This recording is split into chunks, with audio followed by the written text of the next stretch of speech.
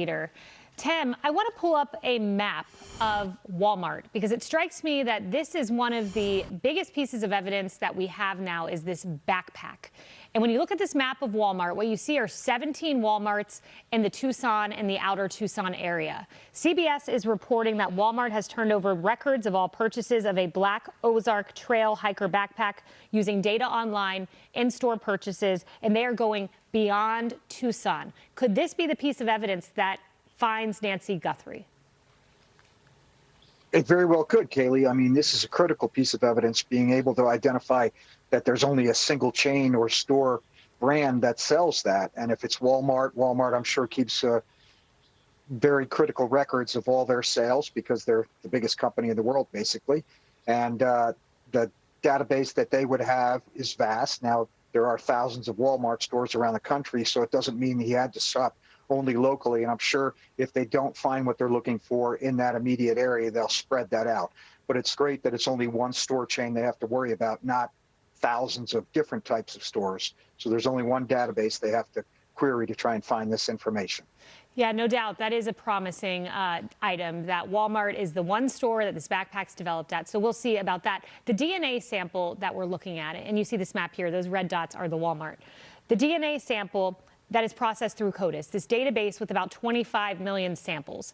If there's not a hit there, there's voluntary swabbing that individuals can provide. You could get a warrant to swab someone, or you could go to a third party like 23andMe. Talk to me about that process, because a lot of people voluntarily give their DNA.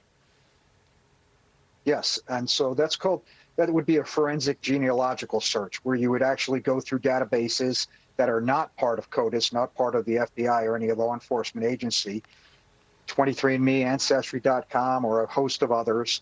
And those can be accessed sometimes with warrants, sometimes with cooperation. In a situation like this where a woman's life is hanging in the balance, a lot of times companies will cooperate with less stringent standards to help find someone like this. The individual that left that DNA on that glove may not be in one of those databases. They may never have registered with 23andMe or another company. So the possibility of finding a relative of theirs then would narrow that search. So even if we couldn't find them individually, it's like how several other serial killers have been captured, where you go out in a broad pattern, you find somebody that's related, and then you narrow it down to, okay, we believe this is a first cousin of this individual, and now you've narrowed down the suspect pool. So, Tim, on the point of relatives, Nanos came out with a statement this evening. I led the show with this. He said, to be clear, the Guthrie family, to include all siblings and spouses, have been cleared. I'm wondering how common it is to put out a statement of that nature. I was looking back at the Elizabeth Smart case, and the family was investigated for quite some time under great hardship to them. So I could see why a family would like a statement like this to be out there.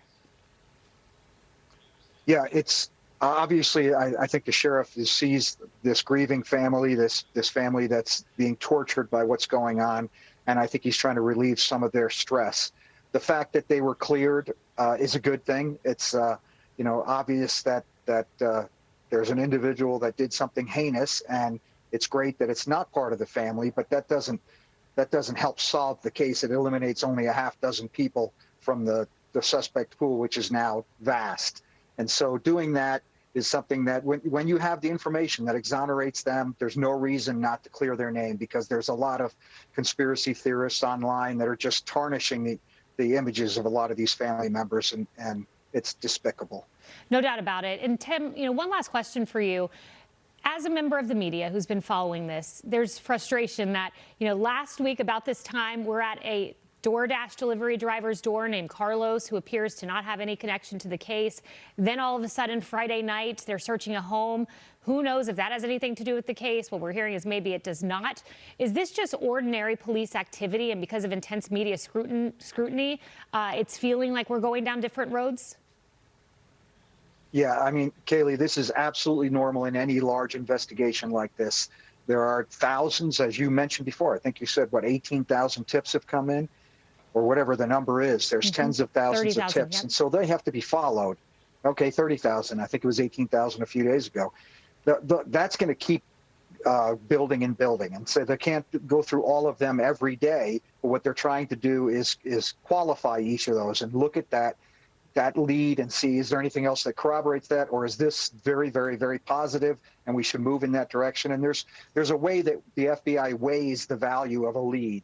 And so they're doing that triaging through those leads to figure out the best ones. And obviously, some of those are going to be dead ends, but it doesn't mean you don't go down that dead end just because it ends up in a dead end. You have to search every possible avenue, especially when someone's life is out there, that hopefully she's still alive and hopefully she can be returned, but her life is hanging in the balance, and there's nothing law enforcement won't do to preserve her life.